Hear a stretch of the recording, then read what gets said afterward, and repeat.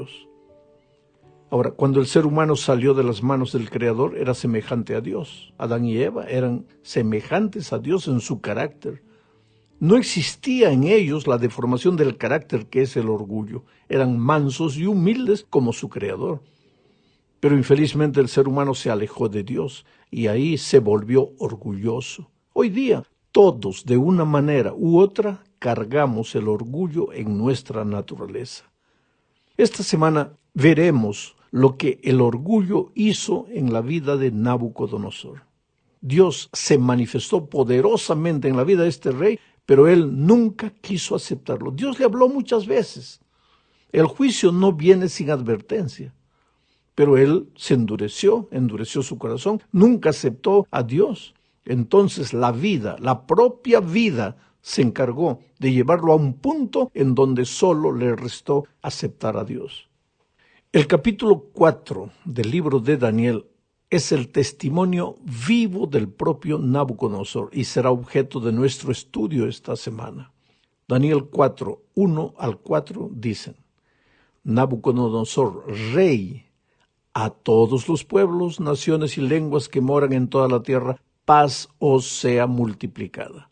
Conviene que yo declare las señales y milagros que el Dios Altísimo ha hecho conmigo. Cuán grandes son sus señales y cuán potentes sus maravillas. Su reino sempiterno y su señorío de generación en generación. Estas son palabras literales del rey Nabucodonosor. Pero aquí está su declaración de fe. Ahora, ¿qué es lo que pasó para él llegar a este punto? Ese es el estudio de esta semana. Lo que acabo de leer es una bellísima declaración de fe de Nabucodonosor. Solo que el camino para llegar allí fue largo y doloroso.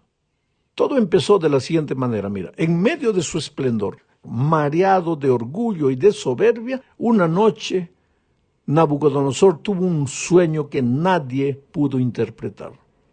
Entonces el rey mandó llamar a Daniel. ¿Recuerdas que Daniel ya había interpretado el sueño del capítulo 2? Ahora los reyes, magos, adivinos tampoco le pueden interpretar este sueño al rey Nabucodonosor y él manda llamar a Daniel. En el sueño el rey había visto un gran árbol que se elevaba hasta el cielo y un ser celestial ordenó que se cortara el árbol. Solo el tocón y las raíces quedarían en la tierra y se mojarían con el rocío del cielo. Pero lo que le preocupó a Nabucodonosor fue la parte del sueño en el que el ser celestial dijo: su corazón de hombre se ha cambiado y le sea dado corazón de bestia y pasen sobre él 7 tiempos. Ahora vino Daniel para interpretar el sueño y le dijo al rey que él era el árbol del sueño y que sería derribado por Dios por causa de su orgullo. Daniel 4, 22 y 25 dice: tú mismo eres, oh rey, que creciste y te hiciste fuerte, pues creció tu grandeza y has llegado hasta el cielo y tu dominio hasta los confines de la tierra, que te echarán de entre los hombres, y con las bestias del campo será tu morada, y con hierba del campo te apacentarán como a los bueyes, y con el rocío del cielo serás bañado, y 7 tiempos pasarán sobre ti, hasta que conozcas que el Altísimo tiene dominio en el reino de los hombres, y que lo da a quien él quiere. Yo imagino la escena, el rey orgulloso escuchando las palabras, la advertencia de Daniel. Ahora te digo una cosa, ¿no sería esta advertencia suficiente para que el rey se hubiera arrepentido? Claro que sí, pero su orgullo continuaba igual, hasta que sucedió lo que dicen los versículos 29 al 32. Al cabo de 12 meses, mira, después del sueño todavía tuvo 12 meses para meditar, para pensar en el consejo de Daniel, no hizo caso. Ahora el texto dice: al cabo de 12 meses, paseando en el palacio real de Babilonia, habló el rey y dijo: ¿no es esta la gran Babilonia que yo edifiqué para casa real con la fuerza de mi poder y para la gloria de mi majestad? Qué cosa, ¿no? mirando todas las construcciones. Se sentía el Dios. Él, el Dios Todopoderoso. Pobre criatura de carne y hueso, pero él, yo construí para mi homenaje, para mi gloria, para mi majestad. Ahora el texto dice, aún estaba la palabra en la boca del rey, cuando vino una voz del cielo. A ti se te dice, rey Nabucodonosor, el reino ha sido quitado de ti, y de entre los hombres te arrojarán, y con las bestias del campo será tu habitación, y como a los bueyes te apacentarán, y 7 tiempos pasarán sobre ti hasta que reconozcas que el Altísimo tiene el dominio en el reino de los hombres y lo da a quien Él quiere.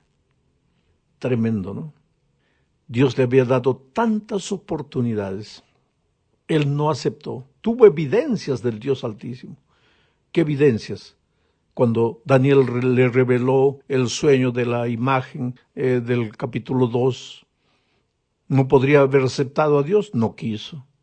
¿En qué otra ocasión? Cuando vio a los jóvenes que habían sido echados al fuego ardiendo y vio un cuarto hombre que era el propio Señor Jesucristo, tuvo la oportunidad de aceptar, no quiso.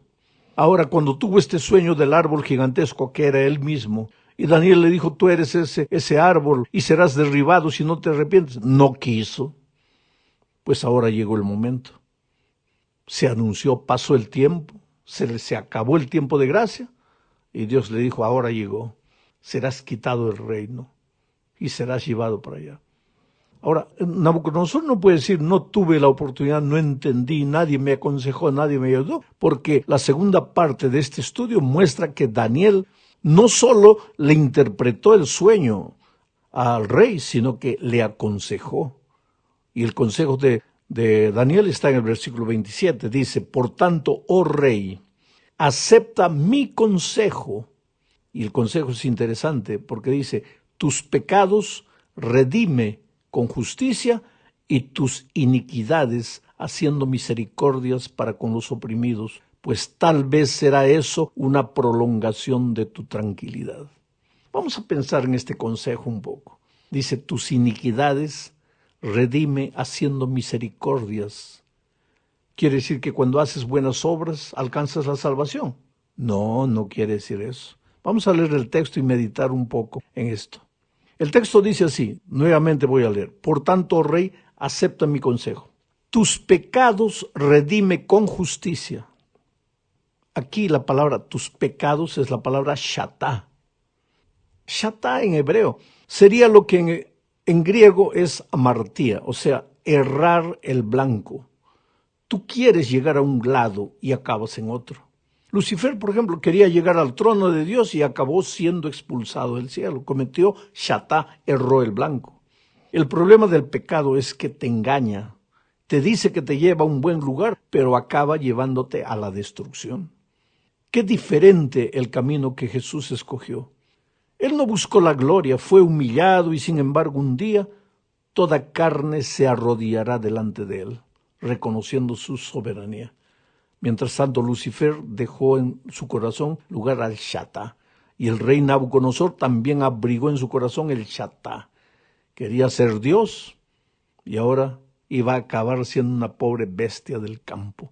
Se equivocó. El pecado te lleva a equivocarte. Entonces, en el texto que leí, dice, tus pecados, ese error que has cometido, eso será redimido con justicia, porque la justicia es Cristo. Solo Cristo te redime del pecado, no tus buenas obras, no tus obras de misericordia. Pero el texto dice, tus pecados redime con justicia y tus iniquidades haciendo misericordias para con los oprimidos. Esa palabra iniquidades en hebreo es awón, que quiere decir una línea de conducta, tu carácter, te acostumbraste a hacer mal. Cometiste shatá una vez, pero si sigues repitiendo, te acostumbras a cometer shatá y caes en el awón. Si te acostumbras a vivir en el pecado, comienzas a hacer obras malas y eso forma parte de tu vida ya. Y ahora, el consejo de Daniel es, arrepiéntete. Redime tus pecados con la justicia que es Cristo.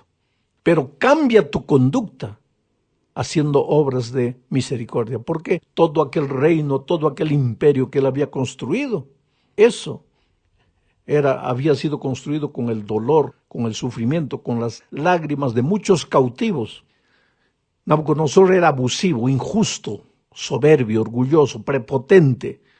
Él tenía que cambiar y Daniel le aconseja, cambia. Primero pide perdón de Dios y después cambia tu conducta. Eso es en resumen todo. Primero perdón de Dios, después cambia tu conducta. Porque ¿de qué te vale el perdón si no cambias de conducta? Ahora, Dios te ayuda perdonando tus pecados y Dios te ayuda limpiando tu vida, o sea, corrigiendo tu manera de vivir. Ahora, vamos a la tercera parte de este estudio. La tercera parte de este estudio muestra que el Altísimo gobierna desde los cielos y gobierna el universo entero. El orgullo te puede hacer creer que no necesitas de Dios, pero la propia vida se encarga de enseñarte que no eres nada. Porque en esta historia que estamos estudiando, mientras el rey se paseaba por el palacio y se jactaba de lo que había logrado, de repente se volvió loco y tuvieron que sacarlo del palacio y del reinado. ¿Sabes? No se sabe a ciencia cierta qué es lo que le pasó a Nabucodonosor. Es posible que haya sufrido una enfermedad llamada licantropía clínica o zoantropía. La persona que sufre de esta patología se cree un animal y actúa como un animal, como una bestia del campo. Dios le había dado tantas oportunidades a Nabucodonosor, muchas oportunidades de arrepentirse. El propio Daniel le había aconsejado que se arrepintiera, pero el orgullo no le permitió reconocer a Dios. Entonces, tuvo que aprender la lección por las malas. Dios te habla con amor. ¿No quieres, no aceptas? ¿Endureces tu corazón? Pues la vida se va a encargar de llevarte al fondo del pozo y cuando estés con el agua hasta el cuello vas a aprender que solo Dios es soberano, que tú eres pobre criatura. Cuando Nabucodonosor estaba investido de poder real, no tuvo la capacidad de reflexionar en su relación con Dios.